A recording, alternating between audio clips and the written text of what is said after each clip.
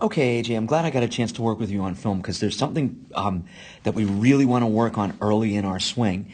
And as you get your negative movement going back, I think that you get a lot going back more than you need to just rock into hip load.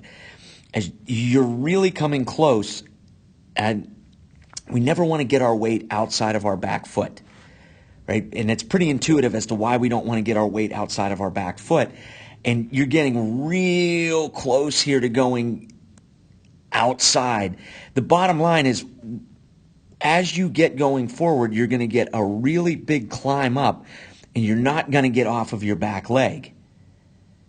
So see how our motion is up. We're not really getting any weight off of our back leg here. And now we're stuck back up over our back foot.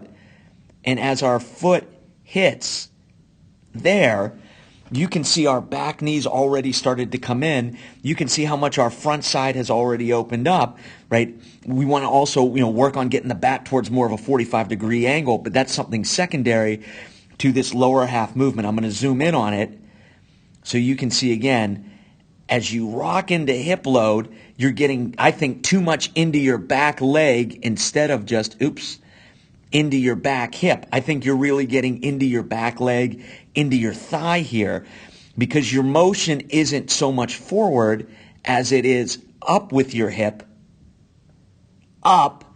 And now as we stay kind of stuck back here, we can see as this is coming down, watch how this is going to start to open up there. You can even see before our toe is down, our back knee is starting to come in. And the end result, as I zoom out here, is that we get really around with our swing.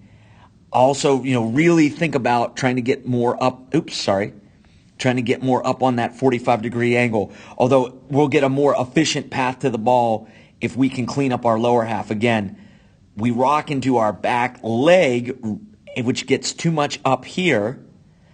Now we're stuck back here when we're going to start to open up prematurely here and here. And the end result is we get more of like a round type of knee spin action rather than that drive forward.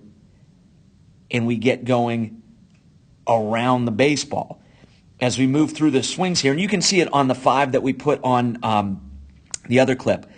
So as we rock back, you can see, I think we were getting a little bit too much into our back leg rather than loading our back hip.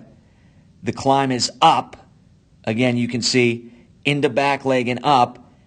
We're stuck on our back leg, and as we're coming down, you can see how this is pretty inefficient. We've already gotten, a strange weight distribution here. We've already started to open that up. That knee has started to come in, and it sets us to be much more around. I'll just go through one more here. But you can see it on the other 5 slow motion swings that I have. And again, we're just starting to work here. But I just wanted to explain with a sense of urgency how much we need to address this issue right away as we're getting a little bit, started a little bit late in the game. So here, again, we get a huge negative movement, which takes us basically outside of our back foot. We're getting more into our thigh than our hip. Our front hip is going to climb, right? You can really see there how our hip climbs.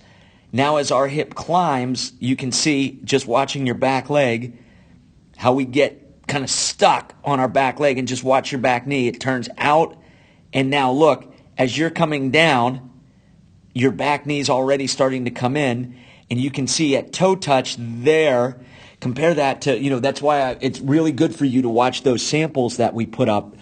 I linked it to our video page. I'm reading it right now.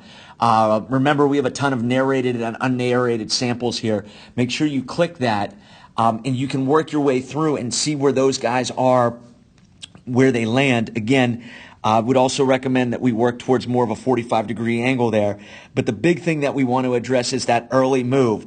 Load your back hip, not your back leg, so that we stride level forward rather than up with our front hip. And you, again, as you can see as we go up, watch what your back leg does there. and now we have this really strange weight distribution as our front toe hits. You can see how we're going to get a lot more spin. We're not going to be able to get that drive, and we've already set everything up to be more around the ball. So wanted to spend some time on this because this is like something that we really need to change. It's not worth talking about anything else. But the good news is, I think it's something that you can fix, with just a lot of repetitions without even having to hit just dry reps. Just think, load my back hip, not my back leg, and then get going forward rather than up, so that when we pause, we basically look like this rather than having, this bend already start to come in and this already start to open up. Okay? Make sure you look at those samples that I put up, because you can really just pause it where it is, where those guys get to toe touch, and you'll really see what I'm talking about there. But the key to fix it is load my back hip, not my back leg, and then get going level, and nothing starts to turn.